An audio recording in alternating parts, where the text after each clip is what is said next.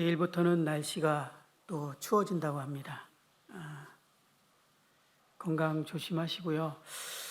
이제 코로나가 오래돼서 좀 힘든 상황, 또 익숙해진 상황에 안 좋은 상황이 돼서 좀 염려가 됩니다. 우리 성도님들에게 주님이 보호해 주시고 지켜주셔서 아무 일 없이 이 기간을 넘어갔으면 좋겠다 생각이 들어집니다.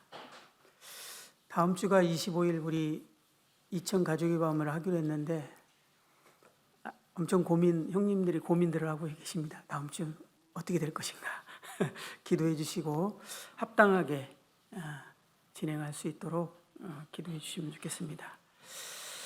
이제 에베소를 거의 마무리를 하고 가고 있는데요. 5장, 6장을 이제 진행하고 있었습니다.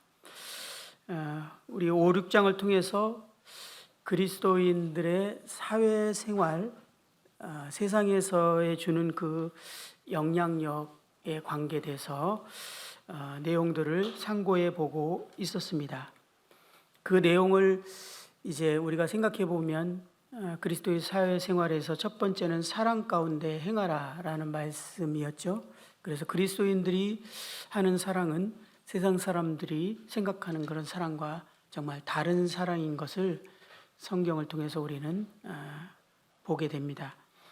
그리고 두 번째는 빛의 자녀들처럼 행하라. 그리스도인들은 세상의 이 빛입니다. 이 세상은 어둠의 왕국입니다. 이 어둠의 빛으로 저희들을 주님께서 보내셨습니다. 그래서 빛의 자녀들처럼 행함을 통해서 빛을 발할 것을 말씀하고 계십니다. 이제 지금 계속 다루고 있는 세 번째는 지혜롭게 행하라는 내용이었습니다. 이 지혜롭게 행하라는 내용에서 이제 성령 충만한 삶에 대해서 이렇게 이어지고 있습니다. 주님께서는 마태복음 5장에서 제자들에게 이러한 가르침을 하셨습니다. 마태복음 5장을 한번 보고 가도록 하겠습니다. 마태복음 5장입니다.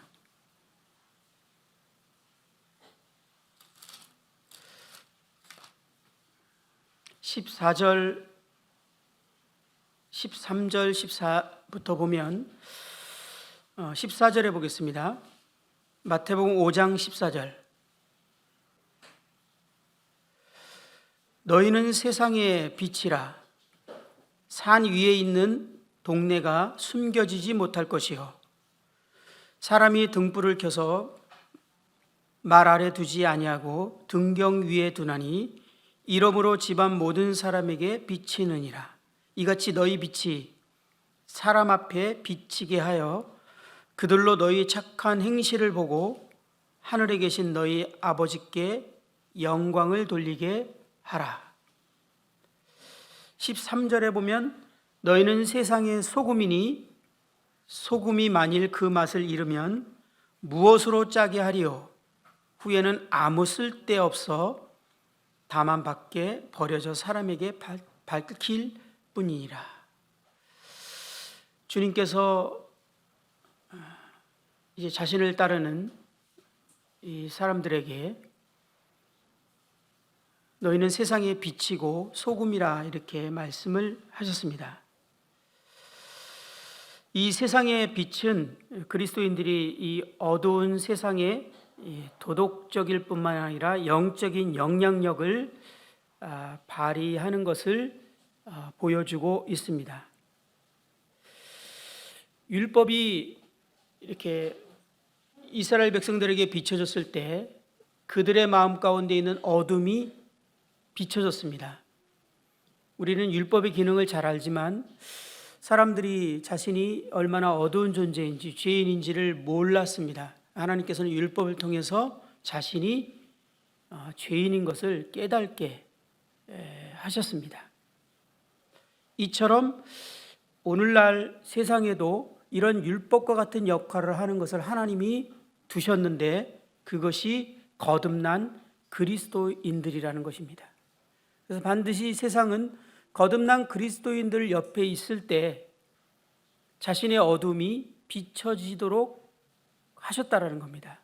저희는 그러한 빛이라는 것입니다. 소금 또한 마찬가지의 개념입니다.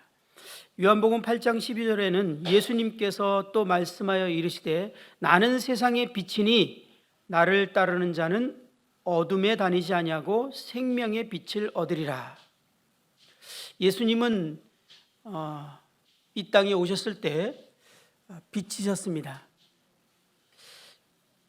예수님이 이 땅에 계실 때 사람들은 항상 반응을 예수님의 삶의 모습을 보고 반응을 했습니다. 그것이 이제 예수님에 대해서 그 공격적인 태도를 갖거나 아니면 예수님의 그 삶을 동경하고 배우기를 원하고 그의 가르침을 듣기를 원하거나 그런 증상들이 항상 나타났습니다. 예수님은 빛이시기 때문에 그분이 가는 곳마다 뭔가 사람들이 반응을 했고 움직임이 있었고 그랬습니다. 예수님이 있는 곳에 조용한 적은 없었습니다. 그게 어두움 가운데 빛의 역할이고 특징이죠. 예수님은 빛의 근원이십니다. 그런데 그리스도인들은 그분의 빛을 반영하는 존재라고 말하고 있습니다. 달이 해의 영광을 이렇게 반영하듯이 그리스도인들은 그리스도의 빛을 반영하는 존재로 우리를 부르시고 그 역할을 하도록 하셨다라는 말. 제가 이런 말씀들 저희들이 모르는 거는 아니지 않습니까? 사실은 우리는 세상의 빛이다, 소금이다. 근데 말씀을 준비할 때 유익함이 뭐냐면 이렇게 1시간 말씀을 전하기 위해서 사실 준비하는 사람은 저는 개인적으로 최소한 1시간을 하려면 10시간 이상을 준비합니다.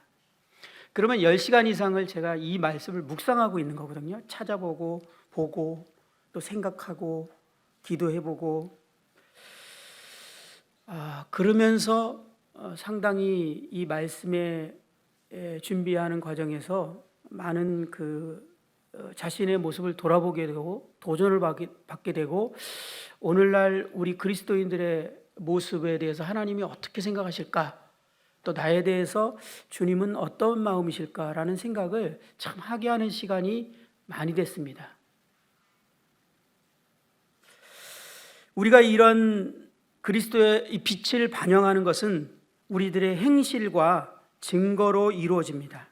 사람들은 우리를 통해서 그리스도의 빛을 보도록 하나님이 하셨습니다.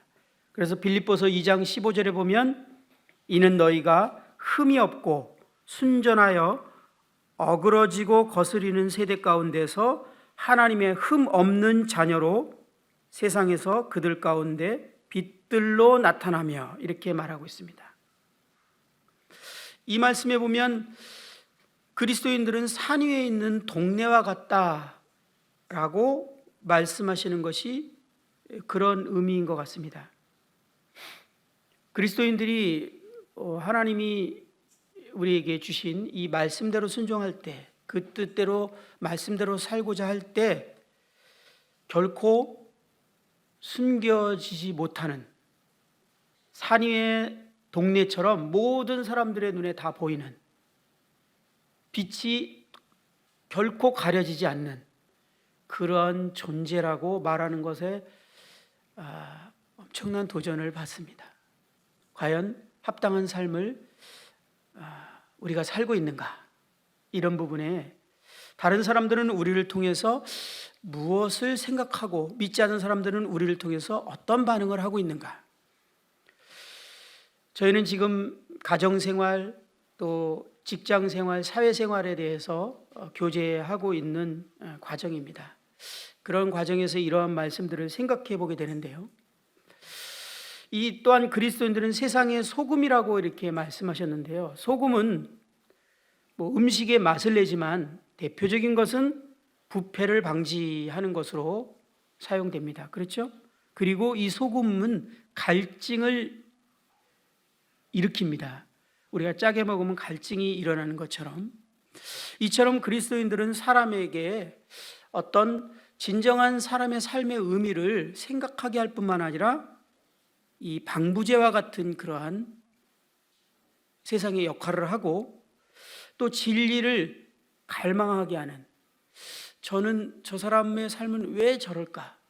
그리고 저 사람의 안에 있는 저 담대함과 평안함은 무엇일까? 저 사람은 왜 다른 사람과 다른데도 저렇게 담대하고 평안하고 분명한 태도를 갖고 있을까? 여러 가지 생각들을 갖게 하는 존재가 그리스도인이라고 성경은 말하고 있습니다. 주님께서는 그리스도인들을 소금의 역할을 하게 하기 위해서 세상에 보내셨다라고 말합니다. 다시 말씀드리면 이 공중 권세 잡은 자가 다스리는 이 어둠의 왕국, 이곳에 빛을 비치도록 이스라엘 백성들에게 율법을 주셨던 하나님께서 그들에게 율법을 통해서 자신의 모습을 보게 하셨던 것처럼, 하나님은 오늘날 믿지 않는 사람들에게 율법을 주신 것이 아니라 그리스도인들을, 참된 거듭난 그리스도인들을 그들에게 주셨다라는 겁니다. 저희들은 그러한 역할을 하기 위해서 세상으로 보내졌습니다. 그래서 요한복음 17장에 주님께서 마지막 기도를 하실 때 그분의 기도는 간절했습니다. 내가 세상에 속하지 아니한같이 그들도 세상에 속하지 아니하였사옵나이다. 그들을 진리로 거룩하게 하옵소서. 아버지의 말씀은 진리니이다. 아버지께서 나를 세상에 보내신 것 같이 나도 그들을 세상에 보내었고 또 그들을 위하여 내가 나를 거룩하게 하노니 이는 그들로 진리로 거룩함을 얻게 하려 함이니이다. 주님은 저희들이 세상에 속한 자가 아니라고 합니다. 그리고 우리를 세상에 보내기 전에 말씀으로 거룩하게 하셨다. 말씀으로 우리를 구별하였다. 이렇게 말씀하고 있습니다. 우리는 세상에서 구별된 자들입니다. 그것도 말씀으로 구별된 자들입니다. 그런데 우리를 세상에 보내신다라고, 아버지께서 나를 세상에 보낸 것처럼, 아버지의 의도가 무엇입니까? 예수님께서는 자신은 세상의 빛이라고 하셨습니다. 이 땅에 주님이 오시면서 세상은 많은 혼선과 혼란과 상황들이 발생했습니다. 그처럼 저희들을 세상에 보내셨다. 이 말씀을 보면서 제가 무슨 생각을 깊이 하게 됐냐면, 우리들의 신앙생활이 교회에 너무 머물러 있지 않는가? 우리의 신앙이 교회 안에만 머물러 있으면 정말 안 되는구나. 이 교회 안에서 우리 형제자매님들이 정말 신앙생활하고 하는 모습들을 정말 귀하고 아름다운 모습을 가끔 깜짝깜짝 놀랄 때들이 많습니다. 제가 솔직한 마음으로, 정말 그 주님 앞에서 스스로 이런 그 섬김을 하거나 또 어떤 모습들을 볼 때 형제자매님들의 존경스러운 모습들을 봅니다. 근데 어쩌면 우리들의 문화가 교회 안에서 신앙생활을 하도록 점점 그렇게 문화가 굳어져 있지 않는가? 저희들은 세상을 시끄럽게 할 존재인데요. 그래서 사도 바울은 그 그리스도인들을 그때 이제 사도행전에 보면 연병과 같은 존재다. 그들이 어쨌든 오면 뭔가 문제가 생겨요. 시끄럽고 막 복잡해지고 다양한 일들이 생겨요. 거기엔 구원받는 사람들이 생기는가 하면 그것을 참지 못하고 막 그를 박해하고 하는 일들. 그리스도인들은 어디 있든지 그러한 역할을 하도록 부르신 것이 맞구나. 그리고 우리는 세상에서 그런 존재로 지금 살아가는 거구나 라는 생각을 하는데, 우리가 그런가 라는 생각을 할 때 많은 생각을 하게 합니다. 그리스도인들은 세상의 이 체제에 수긍을 하는 사람들이 돼서는 안 됩니다. 이 세상 체제는 사단이, 공중권세 잡은 자가 사단이 만든 체제입니다. 그 체제의 목적은 우리 잘 알다시피 단 하나입니다. 하나님을 믿지 못하게 하는 것. 이 세상 체제는 결코 하나님을 믿지 못하도록 하는 그 목적에 의해서 사단이 철저히 만든 정치, 경제, 문화 모든 체제가 그렇게 되어 있습니다. 그렇죠? 최근에 가장 대표적인 것은 저희들이 종종 기도하고 있는 것이 무엇이죠? 평등법. 되게 좋은 것처럼 되어 있지 않습니까?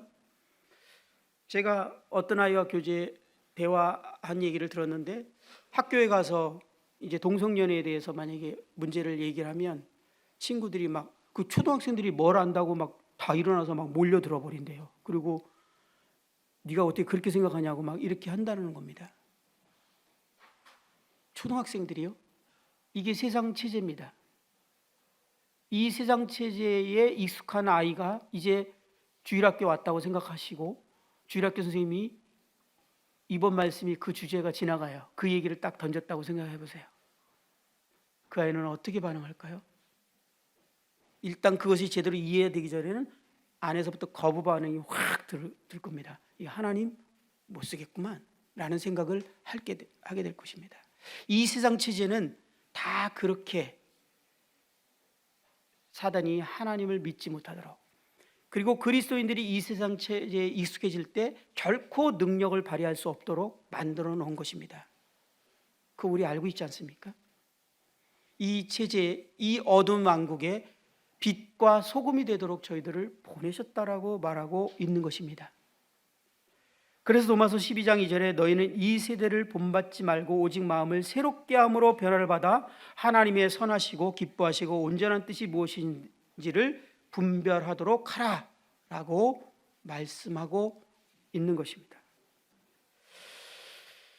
우리가 이러한 삶을 살아가기 위해서는 에베소의 말씀처럼 성령 충만함이 얼마나 필요한가. 성령 충만함의 특징이 담대함입니다. 단순함입니다. 우리가 성령으로 충만할 때 이제 가정에서뿐만 아니라 직장에서 그리스도를 경외함으로 피차 복종하는 이 삶을 통해서 어둠의 왕국의 백성들, 곧 불순종의 아들들에게 빛을 비추는 등불이 되어야 함에 대해 나누고 있습니다. 이 가정생활, 직장생활, 그리스도인의 삶에 항상 순종이 들어갔다라는 것을 볼 때도 이 어둠의 왕국의 백성의 특징이 불순종의 아들들이라고 이렇게 성경은 정의를 했습니다.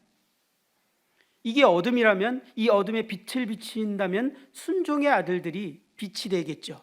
그래서 저희들의 삶의 가장 두드러진 특성이 무엇이냐면 순종의 아들이라는 거예요.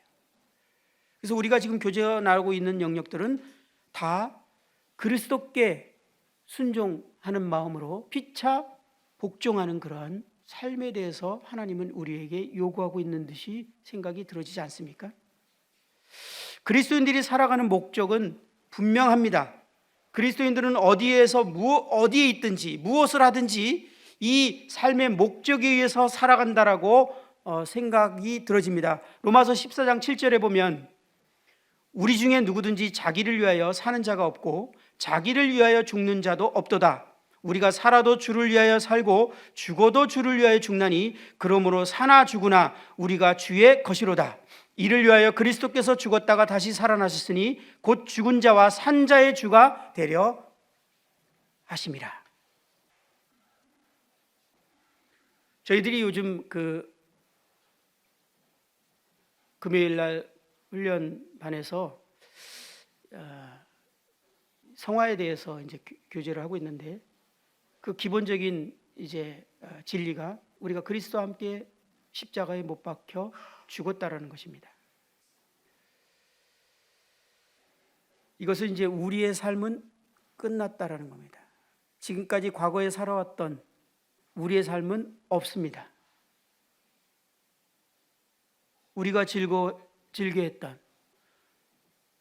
우리가 취미를 삼았던, 우리가 살았던 우리를 위한 삶은 이미 이제 끝났다라는 겁니다. 그리고 그리스도와 함께 부활한 우리는 이제 하나님을 위한, 여기서 말씀대로 주를 위한 삶만이 우리에게 남았다는 것입니다. 그러면 어쩌면 슬프게 느껴질 수도 있어요. 우리 삶은 없는가? 우리는 주를 위해서만 사는가?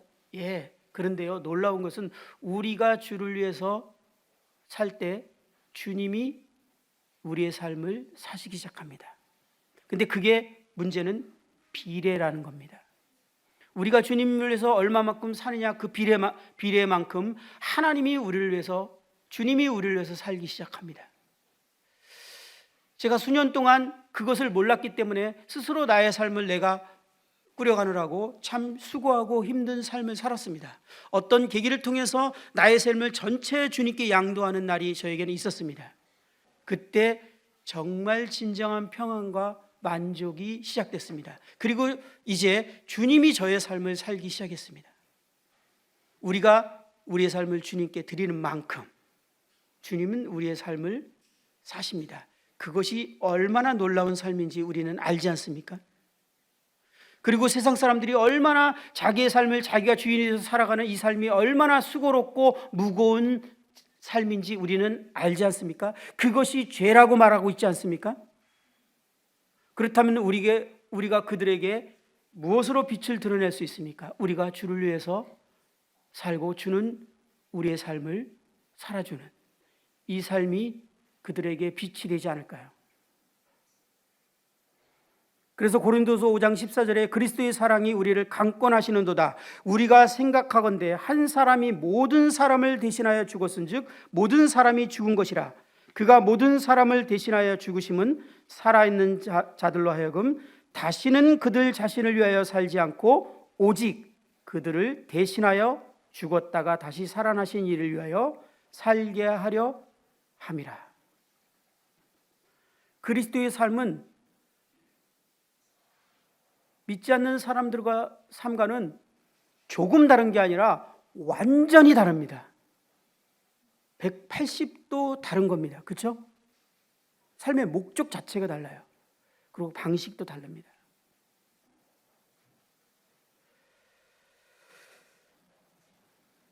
우리 그리스도의 삶이 이 교회 생활에 머물러 있지 않기를 주님이 얼마나 원하시는가라는 것을 이제 생각해 보게 되는 시간들이 이렇게 되었습니다.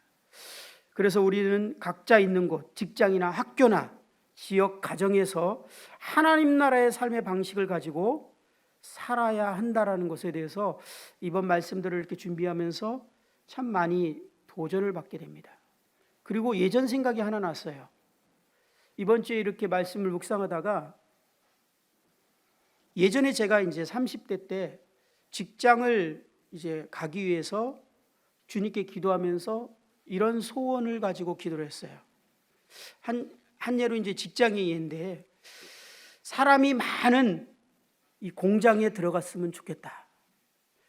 요즘에는 그런 공장들이 이제 얼마나 있는지 모르지만 저희 때는 이제 한참 공장이 우리나라에 엄청 많은 시대였어요. 그리고 지방에서 이제 그 많이 배우지 못한 많은 젊은이들이 이제 일터로 나가야 했기 때문에 지방에서 수많은 사람들이 공장에 이렇게 취직해서 일을 해요. 그래서 제가 아르바이트로 한번 그 고등학교 졸업하고 잠깐 어떤 공장 큰 데를 한번 들어가 본 적이 있어요. 경험. 그때 구원받기 전이었습니다. 군수 물자를 하는 곳이었는데 군인들은 아는데 판초우를 만드는 공장이었는데요. 엄청 컸고 거기에 직원들이 엄청 많았는데 막 그 어린 이제 중학교 정도만 나오고 막 올라와서 고등학교나 대학교를 못 들어가고 일하는 그런 많은 사람들이 거기서 일하는 곳이었는데요. 거기에 엄청나게 많은 사람들이 있었는데 제가 거기서 아르바이트를 잠깐 한 적이 있었어요. 그리고 이제 저는 잠깐 하는 거기 때문에 마쳤는데 그런 이제 경험과 생각을 통해서 제 마음 가운데 소원이 들었어요. 이런 곳에 취직했으면 얼마나 좋을까? 이런 곳에 취직해야겠다. 이곳에 취직해서 여기서 이 사람들과 이제 성경 공부를 하고 이들에게 복음을 전하고 이들이 구원받는 일들이 일어나고 이런다면 내 직장 생활은 단지 내 어떤 그 수입을 위해서 기본적인 부업처럼 하는 것뿐만 아니라 이 직장에서 정말 이 하나님 나라가 확장되는 의미 있는 그러한 직장 생활을 하겠구나. 그래서 제가 그 소원을 가지고 주님께 기도했어요. 그리고 공장을 막 찾았어요.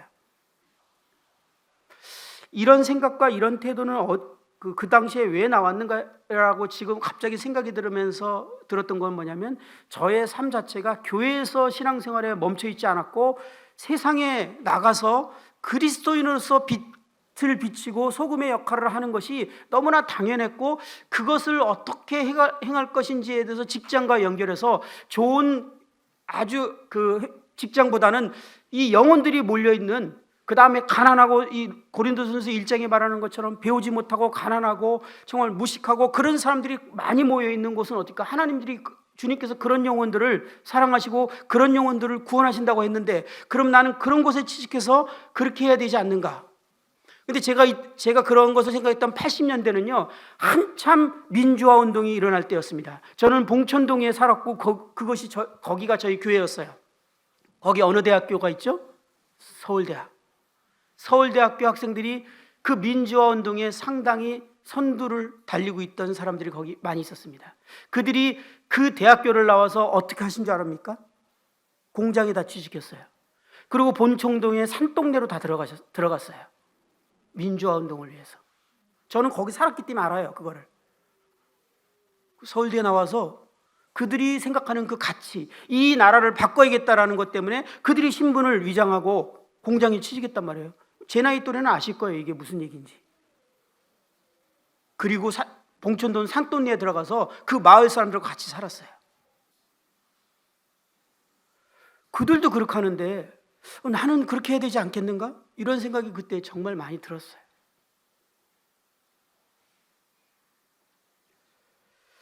그런데 언제부턴가 이러한 가치관과 이런 것들이 사라져 있는 것들을 보게 됩니다.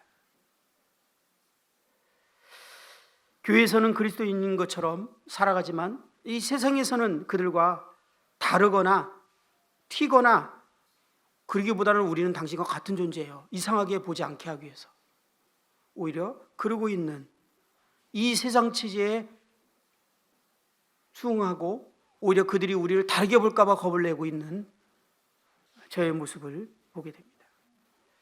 지난번 한 지체와의 교제를 제가 얘기했는데, 그것이 저에게 적지 않은 어떤 자극이 되었어요. 그게 뭐냐면, 연대기 훈련에 대해서 저하고 교제하다가 제가 연대기 훈련이 잘 돼서 직장에서 개인적으로 그렇게 전해야 된다라고 그 청년에게 얘기했을 때, 그 청년이 반응이 저를 약간 충격을 주게 했어요.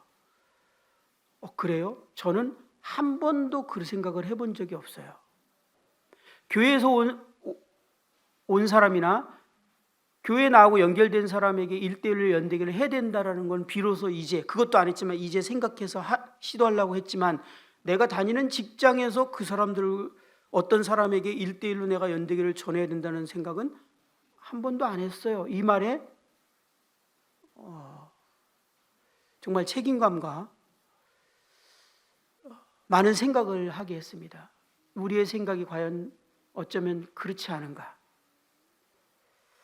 우리는 직장은 돈을 벌기 위한 어떤 장소이고, 신앙생활은 교회에서 하는 것이라는 생각을 하고 있는 것은 아닌가? 이 부분에 대해서 이 말씀들을 준비하면서 정말 깊이 생각하게 하는 시간이었습니다. 근데 주님의 의도는 결코 그것이 아닙니다. 우리를 세상에 보내셨습니다. 이 어둠 왕국의 빛으로, 소금으로. 여러분들이 대학교 들어갈 때 단지 거기는 공부하는 곳인가? 라고 생각한다면 주님의 뜻을 이해하지 못한 것입니다. 여러분들은 거기에 빛이 되기 위해서 보낸 것입니다. 만약에 우리 직장 생활도 마찬가지고, 우리 학생들이 왜 오늘날 대학교 기독교가 3%라는 통계가 나왔을까요? 우리 그거 한번 얘기했죠. 우리 송영기 형님 모셔서 3%라고 했는데, 그거 몇 년 전 얘기입니다. 정말 3%일까요? 아닙니다. 절대 3%일 리가 없어요. 30%면 모를까. 근데 3%라는 것은 다 자기 신분을 감췄다라는 겁니다. 왜 감췄을까요? 대학 생활을 수능하고 있는데 자기가 그리스도인이라고 하면 이게 너무나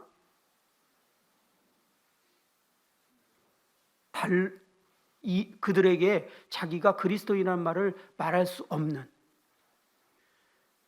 정말 그리스도인처럼 대학교에서 생활하려면 어떤 상황이 될지 모르는 이런 상황이 아닐까 추측해 봅니다. 제가 대학교를 지금 안 다니니까 모르겠지만 대충 대학 문화를 봐도 성경하고 얼마나 벗어났을까. 그러면 성경적으로 대학교에서 생활한다면 거기 왕따거나 이렇지 않겠는가. 제가 옛날에 이런 적이 있었어요. 저는 항상 직업으로 학생 캠프를 하고 있지 않습니까? 전국에 있는 학생들을 거의 대하고 있었는데요. 전국에 있는 학생들을 캠프장에 왔을 때하고 우리 교회 학생을 딱 보면 저는 이해가 안 갔어요. 그 당시에. 왜 이렇게 다르지? 다른 세상 애들이야, 우리 학교 애들은. 특히 뭐 때문에 다르냐면 말투. 그 캠프장에서 보면요, 그 대화에 욕이 안 들어가면 대화가 아니야. 그리고 심지어 욕을 안 하고 얘기하면 다른 친구가 뭐라면 에이 재수없어 이렇게 말해버려. 너 왜 말 그렇게 하냐는 거야.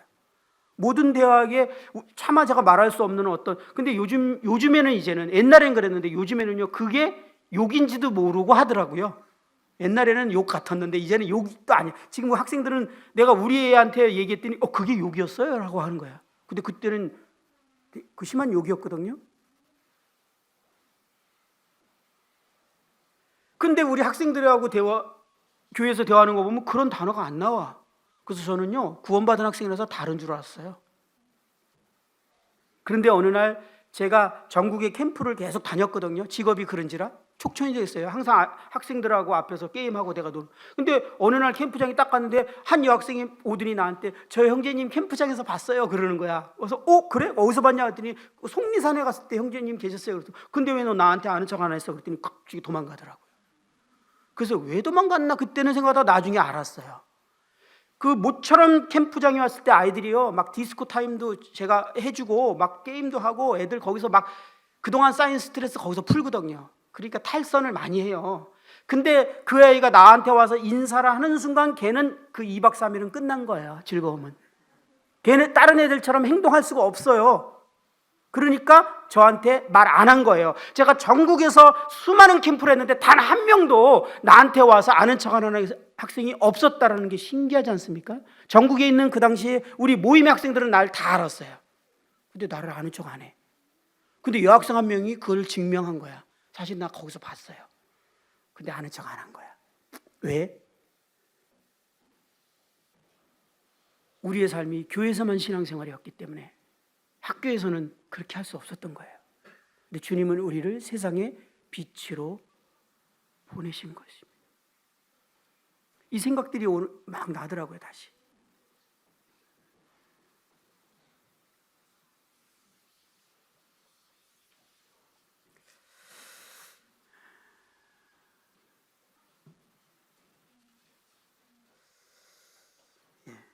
물론 들어가지 못하고 끝날 시간이 됐는데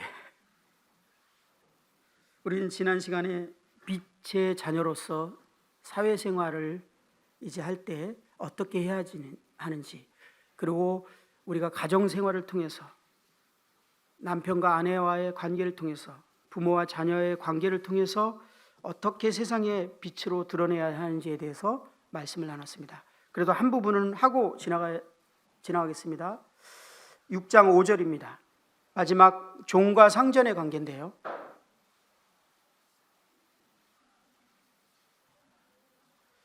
5절입니다. 6장 5절. 종들아 두려워하고 떨며 성실한 마음으로 육체의 상전에게 순종하기를 그리스도께 하듯 하라. 눈가림만 하여 사람을 기쁘게 하는 자처럼 하지 말고 그리스도의 종들처럼 마음으로 하나님의 뜻을 행하고 기쁜 마음으로 섬기기를 주께 하듯 하고 사람들에게 하듯 하지 말라. 이는 각 사람이 무슨 선을 행하든지 종이나 자유인이나 주께로부터 그대로 받을 줄을 알미라. 상전들아 너희도 그들에게 이와 같이 하고 위협을 그치라. 이는 그들과 너의 상전이 하늘에 계시고 그에게는 사람을 외모로 취하는 일이 없는 줄을 너희가 알미라. 바울이 여기서 사용한 종이라는 단어는 종 또는 노예지만 오늘날에는 고용인들에게 적용할 수 있는 내용입니다. 종들도 아내와 자녀들에게 살펴본 순종의 원리가 그대로 적용됩니다. 이 시대에는 정말 불순종의 불복종의 시대입니다. 삶의 모든 면에서 우리는 불순종의 모습들을 쉽게 볼 수 있습니다. 부모와 자녀들 간에서뿐만 아니라 직장에서도 그것은 다를 바 없는 문제인 것을 우리는 쉽게 알 수 있습니다. 인간이 권위에 복종하는 것은 근본적인 죄의 특성 가운데, 불복종하는 것은 근본적인 죄의 특성 가운데 하나입니다. 그렇기 때문에 그리스도인들을 주님께서는 직장에서 주님에 대한 간증을 가장 효과적으로 보여줄 기회가 직장이라는 것을 주님께서 말씀하시는 듯합니다. 하나님은 자녀들이 부모님께 순종하고 종이 주인에게 순종하는 것을 통해 불순종의 아들들에게 빛이 되기를 원하시는 것을 볼 수 있습니다. 우리가 순종하는 모습을 직장 가운데에서 말씀대로 행할 때 저희들의 모습을 보면서 누군가는 비웃는 사람이 생길 것 같습니다. 저렇게까지 하나? 또는 오해하는 사람도 생길 것 같습니다. 아부하나? 그러나 누군가는 신앙에 대해서 물어오는 사람이 생길 것입니다. 주님이 항상 그러셨습니다. 그리고 주님을 따르는 제자들이 항상 그랬습니다. 항상 두 분류의 반응이 있었어요. 비웃거나 핍박하거나 아니면 그들에게 이제 다가와서 신앙을 묻거나. 오늘날 저희들의 역할이 그것이라고 말씀하고 있는 것이 아닙니까? 직장생활을 통해서 이러한 일들이 일어나기를 주님이 기대하는 것이 아닐까요?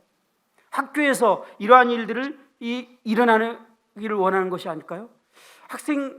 학교에서 우리 거듭난 학생들이 정말 학교에서 그런 자기에게 다가오거나 그런 대화가 시작되는 학생들과 이제 연대기를 시작하고 그들과 학교에서 성경 공부를 시작하고 거기에 공부 그룹이 생기고 교회는 그 학교의 그룹들이 구원받고 또 영적으로 성장하기 위해서 교회를 연결되기 위해서 교회가 기도하는 이런 일들이 이천교회에서 일어나야 되지 않을까요? 직장 생활에서 그런 일들이 있는 것에 대해서 교회가 기도하기 하는 일이 일어나야 되지 않을까요? 주님이 그것을 원하는 것이 아닐까요? 꼭 세상 사람들이 이 교회를 와야만 하는 걸까요? 주님께서 우리를 세상으로 보내셨다라는 것은 우리가 세상에 빛이 되기를 원하시기 때문에 그렇게 하신 거라는 생각이 들어집니다. 바울 시대의 노예 제도는 혹독했다라고 합니다. 그러나 노예들은 이런 말씀을 통해서 이제 주님께서 자신에게 원하시는 뜻과 무엇을 원하시는지에 대해서 이해를 하고 생각할 수 있도록 교회에서 교육과 가르침과 격려를 받았습니다. 그래서 그 당시의 종들은요, 이 교훈의 효과를 톡톡히 드러낸 것을 우리는 역사적으로 압니다. 어떻게 우리는 알고 있죠? 거듭난 노예들은요, 보통 노예의 2배 값을 거의 받았어요. 훨씬 높은 값을 받았을 뿐만 아니라 거의 2배 값을 받았다고 해요. 그가 그리스도인이라고 그러면 돈을 더 주고 샀다는 겁니다. 왜요? 그는 진정으로 이 말씀대로 행했기 때문에. 오늘날도 사업체의 주인들이 그리스도인이라면 정말 더 연봉을 주고라도 쓰려고 하는 그러한 모습들이 나타나야 되는 것이 정말 그리스도인들이 말씀대로 살 때 일어날 일이 아닌가라는 생각을 또 한번 해보게 됩니다. 그리스도인들은 직장에 들어갈 때 정말 고용주들이 결코 놓치고 싶지 않은 존재들이 돼야 된다라고 생각이 듭니다. 그건 일을 잘해서가 아니라 정말 그 어떤 기술적으로 잘한 것보다 그의 성실함과 그의 태도와 모든 것들이 진실함과 모든 것들이 그렇게 빛으로 드러나야 되지 않나라는 생각이 들어집니다. 고용자들에게도 똑같이 명령을 하셨는데 너희도 그들에게 이와 같이 하라는 것입니다. 고용인들이 고용자를 존경하고 고용자를 섬길 그들의 책임을 제대로 인식하기를 기대하는 것처럼 고용자도 이와 같이 그들에게 하라는 것입니다. 이는 그들과 너의 상전이 하늘에 계시고 라는 말씀을 볼 때 상전은 자신들보다 더 큰 상전이 있다라는 것과 그 앞에 책임을 면할 수 없다라는 것을 기억하게 하는 말씀인 것을 우리는 생각해 보게 됩니다. 시간이 다 되었습니다. 우리는 그리스도의 사회생활을 통해서 우리가 사랑 가운데 행하고 빛 가운데 행하고 지혜롭게 행하면서 그리스도를 경외하며 함으로 피차 복종할 것에 대해서 그리스도인의 사회생활에 대해서 에베소에 말씀하고 있는 것들을 우리는 살펴보았습니다. 만약 교회가 이 그리스도의 몸으로서 세상에 그리스도를 나타내고자 하고 그것을 드러내고자 할 때 이것을 결코 하지 못하도록 막고자 하는 존재가 있습니다. 마태복음 16장 18절에는 내가 이 반석 위에 내 교회를 세우리니 음부의 권세가 이기지 못하리라 라고 말씀하셨습니다. 교회가 복음을 전하기로 마음을 먹고 또 그리스도의 몸된 교회로서 그 안에 있는 생명을 드러내기로 결정하게 되면 또 우리가 선교사를 보내거나 선교를 위해서 후원하거나 기도하기 시작한다면 이것은 어둠의 왕국의 전쟁을 선포한 것입니다. 우리가 공격 선언을 한 것입니다. 복음을 전하기로 마음을 먹었다는 것은. 그렇기 때문에 전쟁은 시작됐고 치열한 전쟁이 있을 것입니다. 이미 저희들은 노량물을 얻고 있는 그런 전장터에 있습니다. 연대기를 들은 분들이 구원의 확신에 대한 간증들이 이제 시작되고 있습니다. 이것은 사단에게 있어서 우리가 전쟁 선포를 한 거고요. 사단은 가만히 있을 수 없는 상황입니다. 치열한 전쟁이 시작된 것입니다. 저희 교회는. 요즘 이천교회가요, 뭐 이단 아니냐 이런 소리 옛날에 들었다는데 요즘 최근에 다시 한번 듣는데요. 예, 이제 저희가 조금 성경적으로 하나 봅니다. 정상입니다.